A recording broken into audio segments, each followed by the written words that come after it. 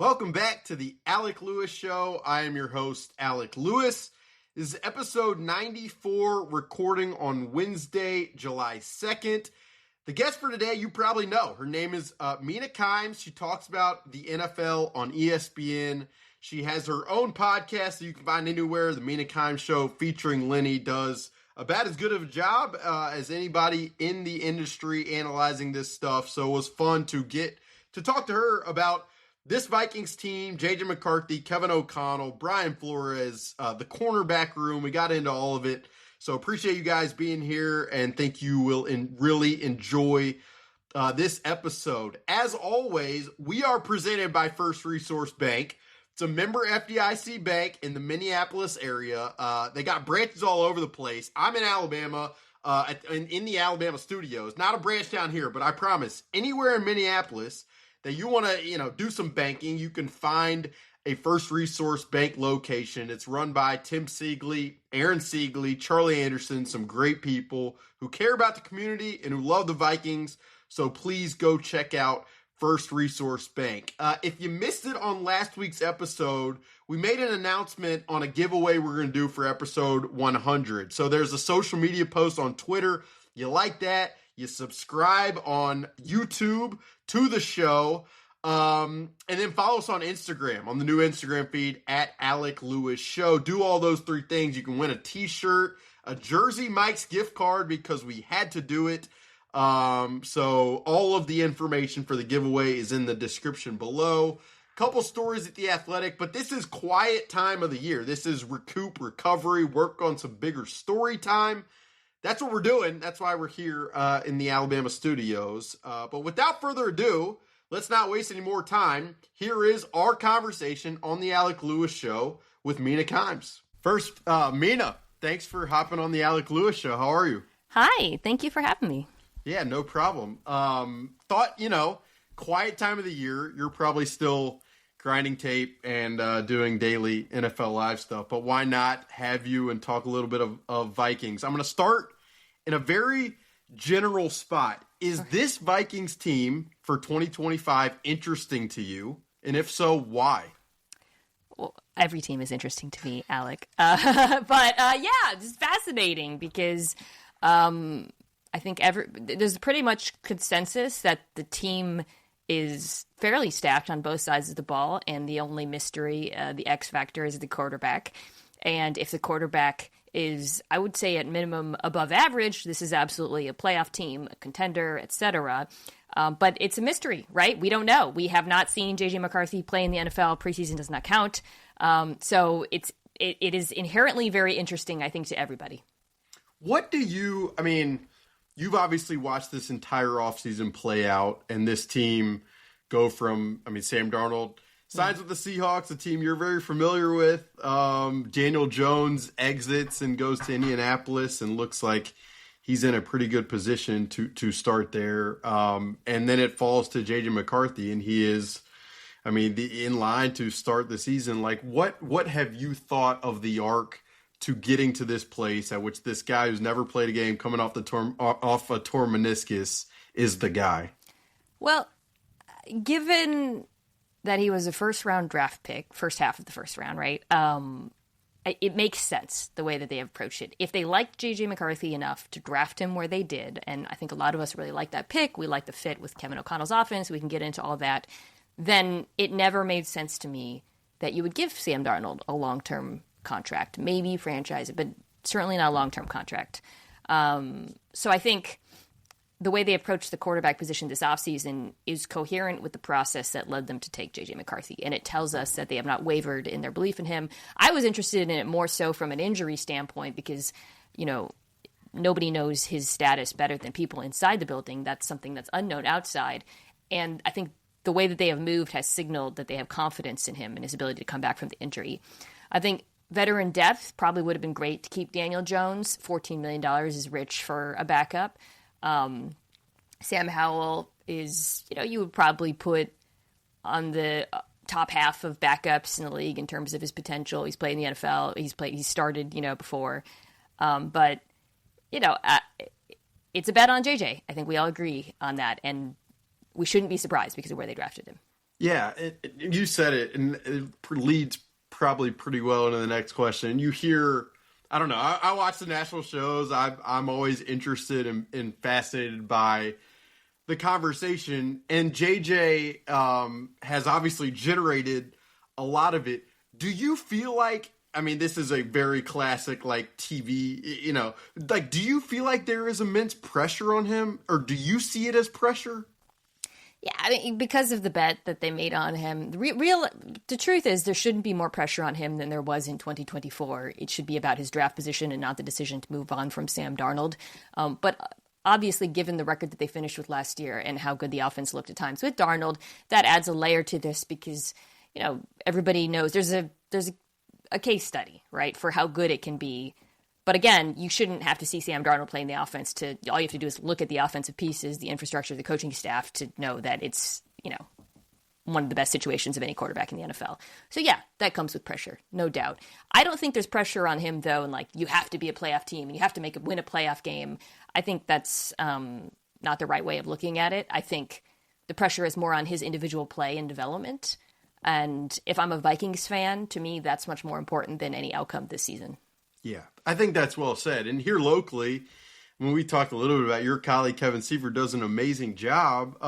He and I recently, when I had him on the podcast, we talked about, like, what is realistic expectation? And it's something I've kicked around with a lot of, my colleagues. It's something I've talked about with people internally. But it's like Kevin O'Connell, since he's been the head coach here, each year they've thrown for 4,000 yards and 30 touchdowns with the array of quarterbacks from Josh Dobbs to Nick Mullins to Jaron Hall to Kirk Cousins and Sam Darnold. And so to expect 4,000 yards, 30 touchdowns feels very unrealistic from my standpoint. But from your angle, it doesn't have to be numbers specific, but what do you think would be a realistic kind of benchmark? I think an above-average offense is a realistic expectation for a rookie quarterback. We're coming off of a year where all the rookie quarterbacks who played were pretty damn good. Caleb Williams was sort of the big, quote-unquote, letdown. A lot of that, I think, also had to do with his circumstances.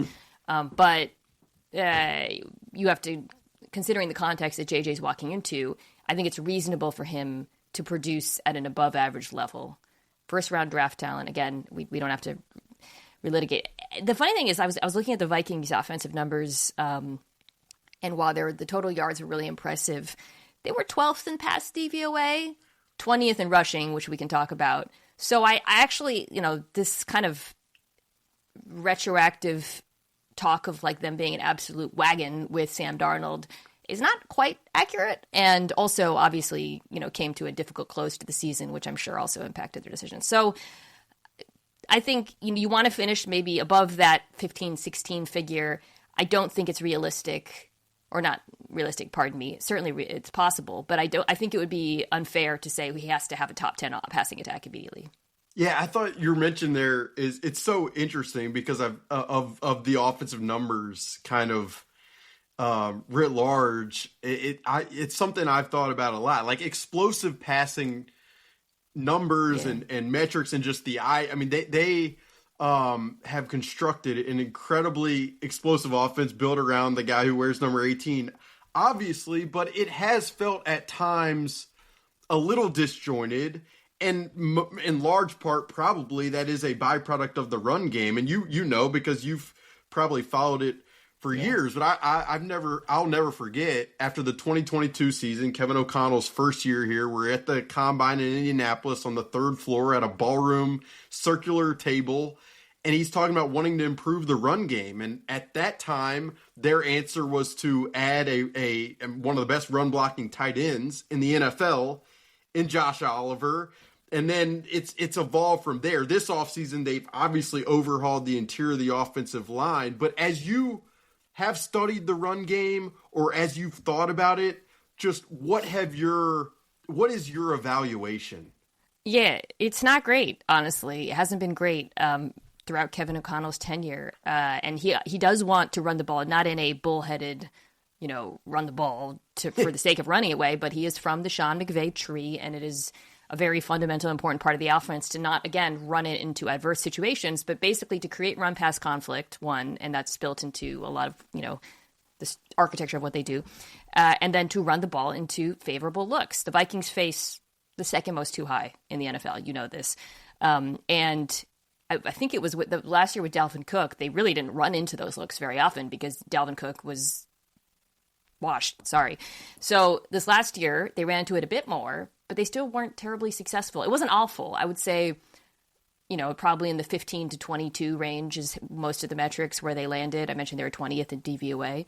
And that's something that they really want to improve at. I think the investment in the interior of the offensive line is a reflection of that. It's definitely a reflection of what happened at the end of the year, and also having a rookie quarterback and having a veteran center. All of that matters.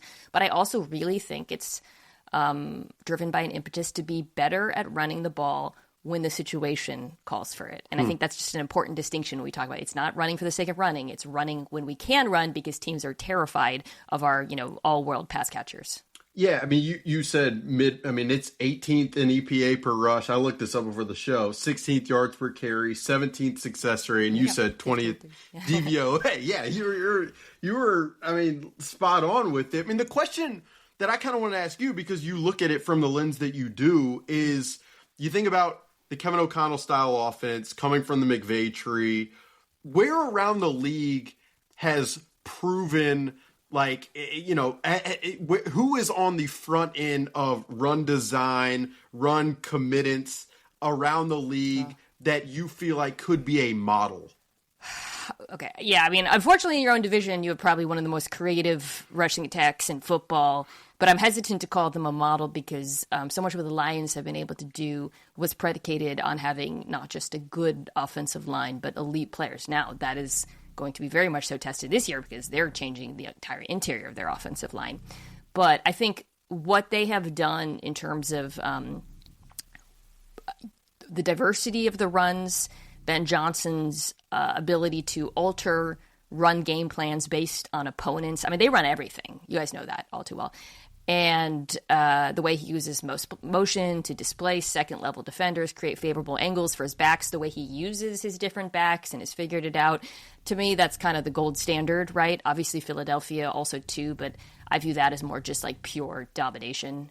But I would look to the Rams as a maybe more pertinent example because there was a period where they went kind of a bit of an evolution in their run game, going from more of the zone to the duo gap-based scheme, changing their personnel as well, getting backs that fit that. And I think I wouldn't be surprised if we see some more similarities because, Kevin O'Connell's a really, really smart guy, and I think he's going to continue evolving the scheme. Well, that's how I was asked yesterday, I think. Do you think they will get to the place at which they're, the time on task, to use their verbiage, to use the classic verbiage, that they'll spend on it is at a level that it has to be for them to be as good in the run game as it needs to be. And that was my response. It's I just have too much faith in Kevin O'Connell's awareness, smarts, and just understanding that I'd have to believe at some point they get there, probably in the way that Sean McVay has over time as well.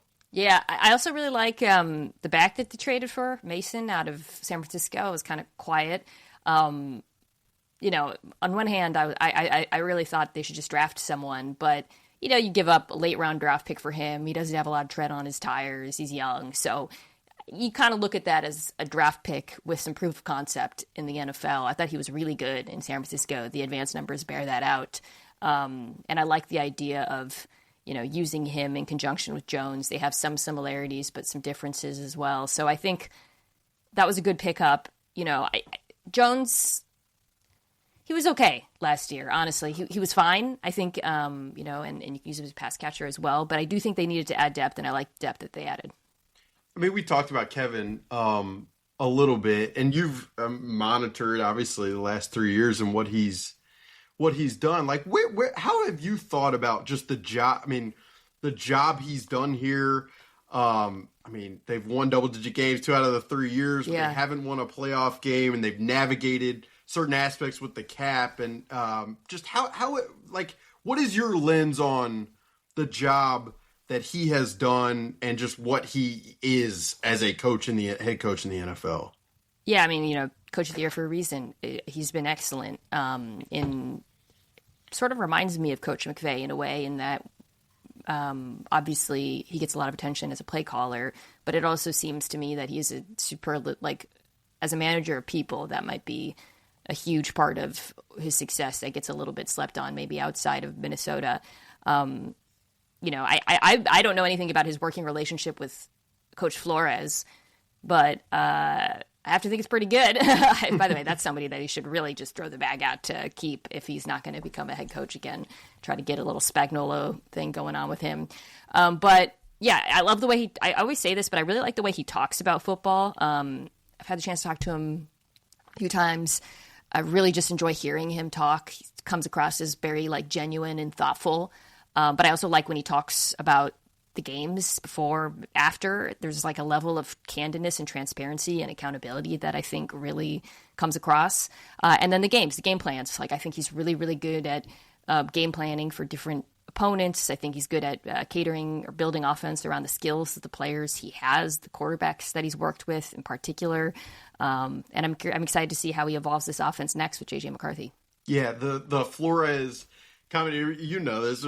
Brian Flores is such I don't know if the unique personality, but he's just, coming from the place that he comes from and approaching it the way that he does, you always get your, the first week of training camp, as we'll be out there, Flores it'll line them all up on the line of scrimmage and blitz 8, and you can see Kevin's annoyance as he's trying to install his offense. But I do think I think they have really, really pushed each other. To ask about Flo, because he is so distinct, what has impressed you the most about watching the way, he's called a defense here the last 2 years, coming from Miami with the way they operated there? Yeah, obviously the thing that stands out the most is just the creativity. I know he's borrowed from college influences with Narduzzi, but also you see stuff you and I were talking about, borrowed from other NFL teams. He's brought back things we haven't seen done at the NFL level. For me, I'll put it this way. What impresses me the most is not just the pure madness of the scheme, the way he calls different coverages and pressures and marries them together in a way that's very unconventional, particularly, the pressures are crazy, but it all fits together very well. Pushing the boundaries of personnel groupings and blitzes and simulated pressures in a way that shows up in the numbers and just makes no sense. But what impresses me the most is how well the players execute it. You sometimes see defenses around the league trying to, use this level of disguise, and both in the front and the back end, but players are taking a little bit too long to get back to their spots, or they're not making the right reads, or they're calling the pressures, but it's not working. The fact that in Minnesota, first, really at a pretty rapid rate, it started working so quickly, I think is a testament to who he is as a teacher. And you have players coming in who have played in other systems, who have played for other teams, and they've been able to execute his defense at a high level. And I think he deserves a lot of credit for that as much as he does for his schematic brilliance. I always think about it. It's with the amount of infrastructure that they have and calls and checks that the guys can get to on the field, how is it possible that it is as efficient and consistent in terms of lack of coverage bust? The first year I was here was Ed Donato, who came from the Vic Fangio system, and the amount of rules and busts, it was wild. I think so much probably too is a credit of the defensive personnel and your Harrison Smiths and your Cam Bynums and your Josh Metellus' ability to intellectually be able to understand and apply. But it's just that ability to be as on the screws as often as they are is fascinating. Yeah, and it's courageous. You're asking defensive players to sometimes take what would be perceived as risks, I think, for greater gains. Donatel, I mean, I guess his last game was probably the playoff game against Daniel Jones. And I just remember watching that and screaming at my television the way that they played that particular offense. It was the opposite of courageous from a scheme perspective. And so it's just really fun to watch. All of that said, my colleague Ryan Clark and I talked about this a little bit last week. It does also need to continue evolving because you have seen offenses get a little bit better at attacking some of the things that they do. Unfortunately, sometimes offenses in their own division, which is really good. So I'm excited to see what's next for him, especially as they've added some, talent on the interior of the defensive line.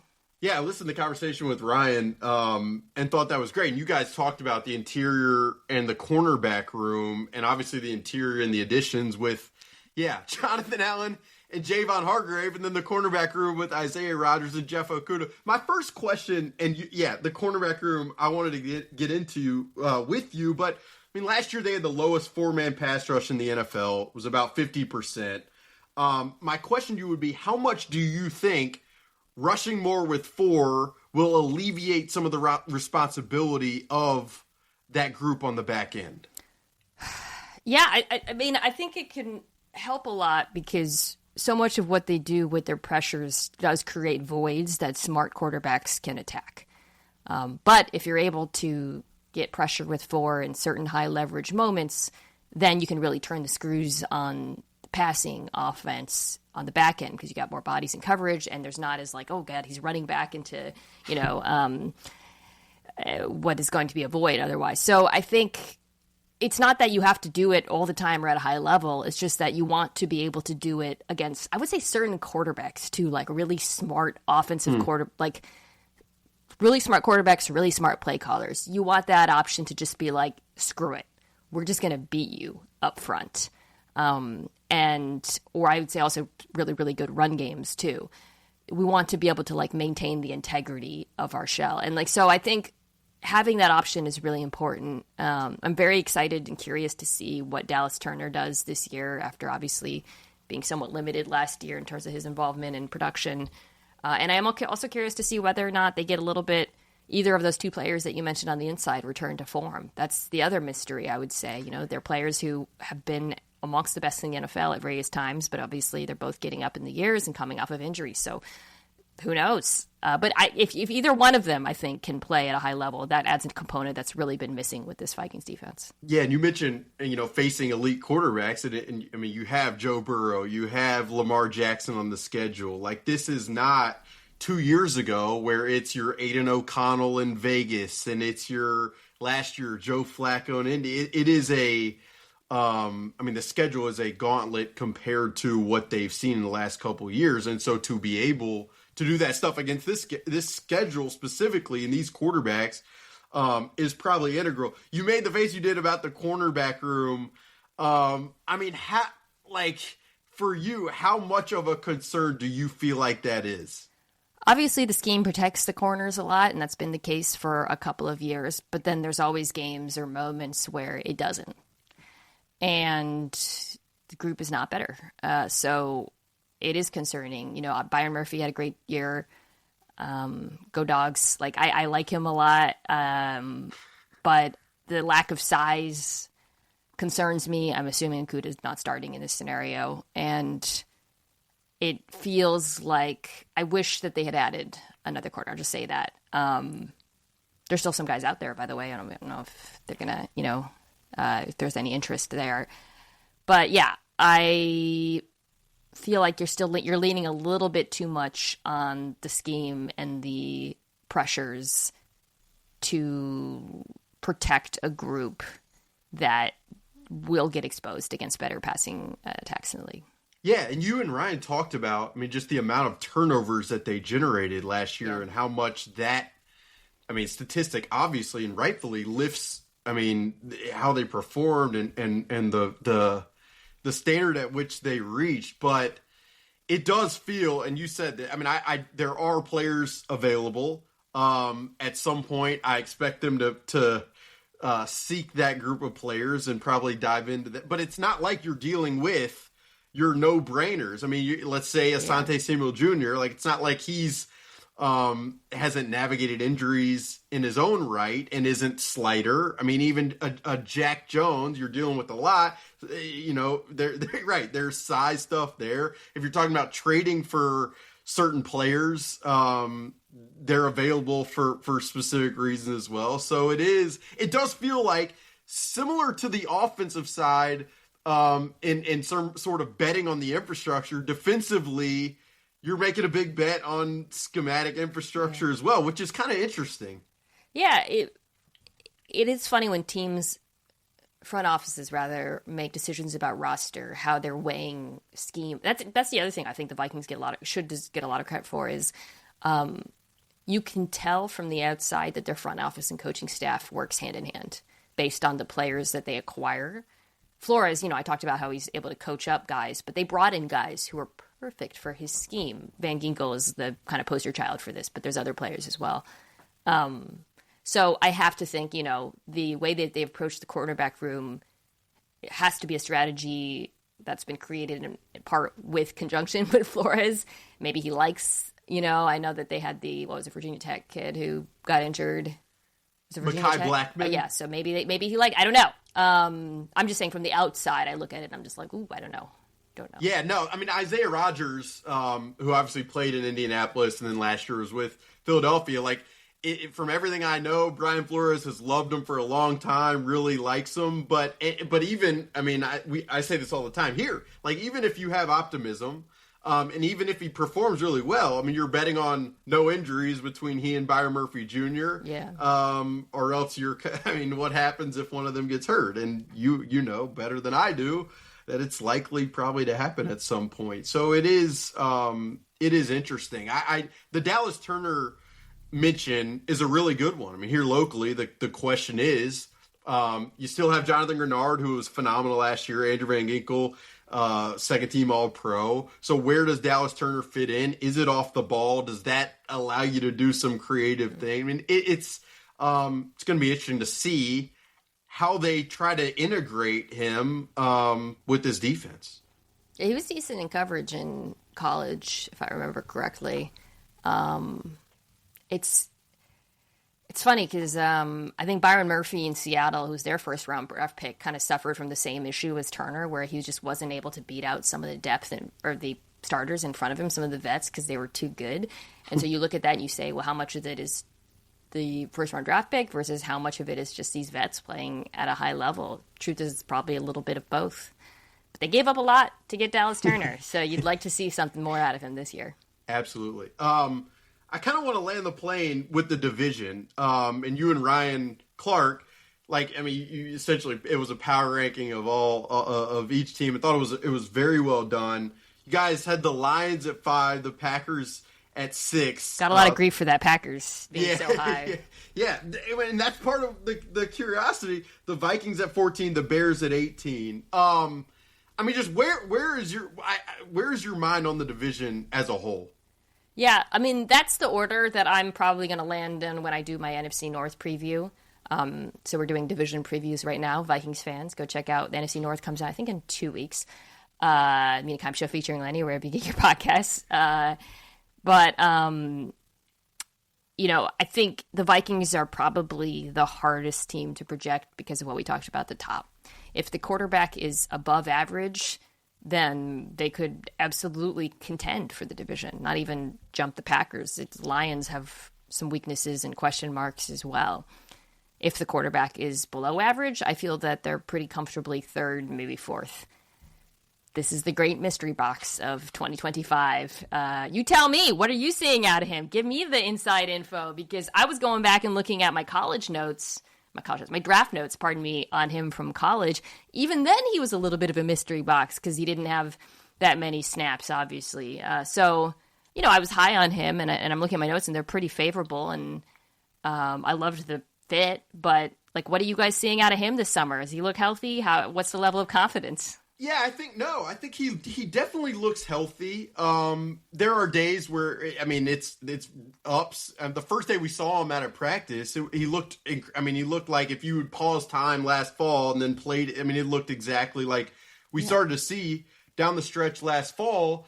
I still think for me, one of the biggest questions is just going to be layering. Like, Yeah. He is and he's talked about this. Kevin O'Connell's talked about this.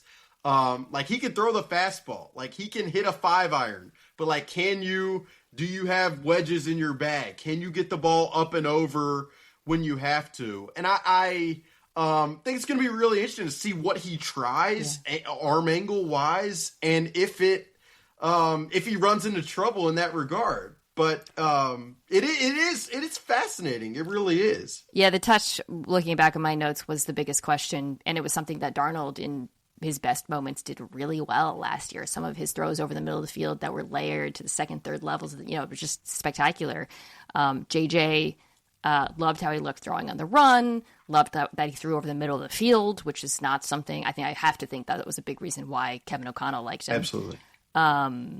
Athletic, good under pressure, played under center, played in a similar, so I liked all of that, but I wrote, I was looking at my notes and I wrote like not a lot of touch on some of these balls. And that to me, it's going to, I actually feel similarly. They're very different quarterbacks, but Michael Penix Jr. kind of has the same question, who was taken right before him in the draft. And whether or not, I've actually talked to Dan about this a lot, Dan Orlovsky, who I work with. Like, is that something quarterbacks can improve at consistently? And he said, absolutely, something that, I've saw multiple quarterbacks in the NFL improve at that. So whether or not he does could be the difference. Yeah, and I mean, the last media availability he had this spring, he was talking about it and he was talking about, working on certain throws this spring in attempt to improve in that regard. The last thing on the division, like, what do you think from this division would surprise you most? Ooh, that's a good one. I think would surprise me, so not that I think will necessarily. Right. I would say if the Lions, the loss of Ben Johnson was devastating to Detroit, that would be, I think that's kind of the big question mark here. I think the defense is going to be fine, although, I'm a huge fan of Aaron Glenn. I just think the health thing is going to kind of mitigate that. But the offense, whether or not Ben Johnson, that would be the thing. And then I think if Caleb plays like he did last year, I'd be surprised on the flip side of the Ben Johnson move, right? Like everybody, I'm cautiously optimistic. I would be surprised if it looks as bad as it did last year, just because it was such a train wreck of an offense. That would surprise me. But, you never know. We'll see. Awesome. Well, I appreciate you hopping on the show. It's fun to get to do it. I appreciate your time. Know you're bouncing around, so thank you. And to the folks listening, tune into the NFC North preview in a couple weeks. We'll have you on at some point soon. Thank you, Mina. Appreciate you hopping on. Thank you so much for having me, Alec. You do a great job. And that'll do it for episode 94 of the Alec Lewis Show. Appreciate you guys being here. Always fun to chat. We've obviously throttled down a little bit because it is the quietest time of the year and take some time at the pool and all that stuff, which you can obviously not tell if you're watching on YouTube and looking at the sunburn. But we're doing one a week these next couple weeks, and then we'll be back. I mean, training camp will be ready to rock. Probably do more than 2 a week at that time. And so stay locked into the feeds. If you're new here on YouTube, hit that subscribe button. If you're listening on Apple, Spotify, iHeart, wherever you get your podcast, you can rate, review, subscribe, follow, all of that good stuff.